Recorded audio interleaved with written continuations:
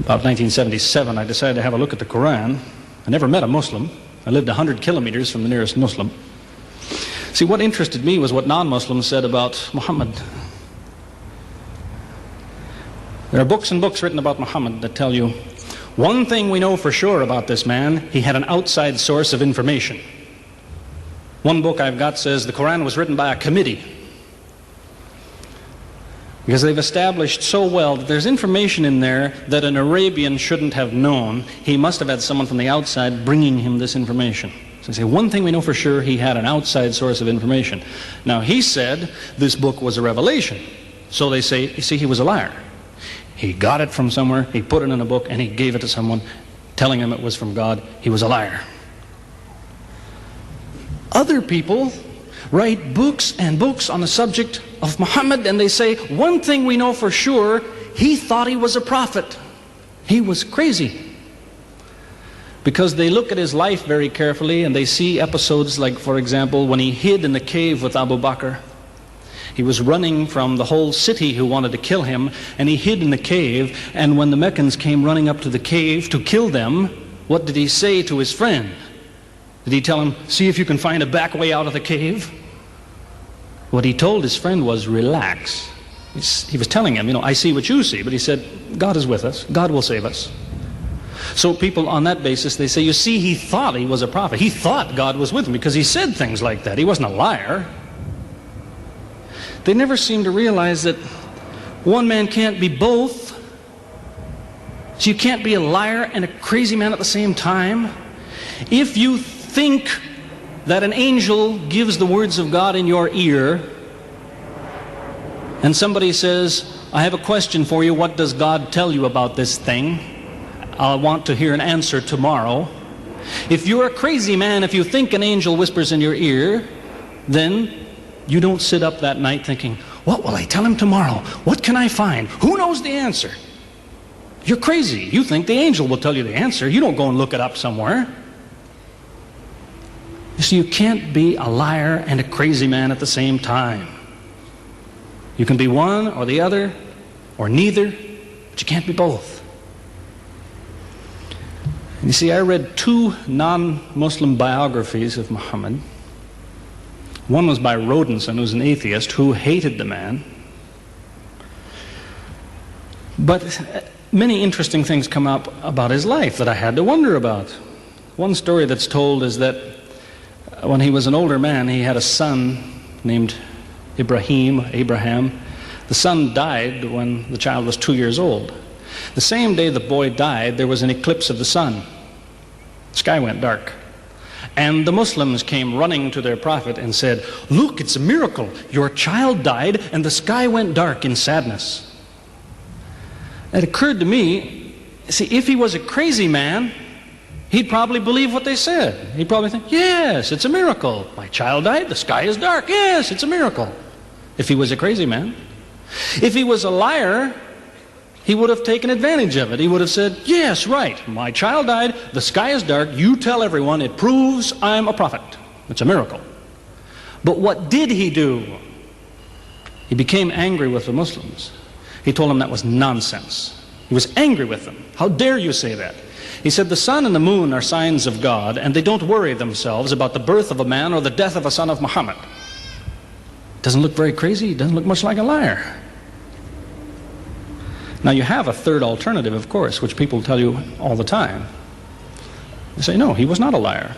He was not a crazy man. He was deceived by the devil. Deceived by the devil. It's an interesting idea, but whatever you say, you better be ready to back it up. There's a lot of difficulties with that idea. For example, there is a verse in the Quran which tells the reader about a good habit to develop. It tells him, before you read this book, always say, A'udhu billahi minash shaitani rajim, which means, I take refuge in God from Satan the rejected.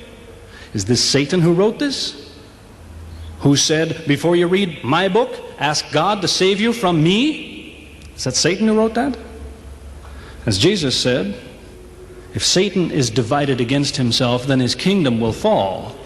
He's fighting against his own interests. So let me finish with a story that illustrates a point. As I said, there's many theories and many explanations around, many explanations. But an explanation, something somebody tells you, is just so much air coming out of his mouth unless he has proof and unless he offers you something that you can use to falsify it. You see, there's many theories of how do the planets go around the sun and how do the stars burn and all the rest of it. Many theories. Most of them are just so much wind. Scientists pay no attention to them because they don't contain something that could be checked to prove it false. You see, Einstein was considered an intelligent man because when he offered his theory in 1905 and again in 1915, he didn't just offer a theory, he said, here's 3 ways to prove I'm wrong. Now it's worth listening to. He's told me, here's 3 different things you can do. If you can do this, I'm wrong. Here you are. Is there anything like that in Christianity? Has the Christian ever said, you want to prove I'm wrong? All you have to do is this. Has he ever done that? The Quran is filled with that kind of thing, filled with it.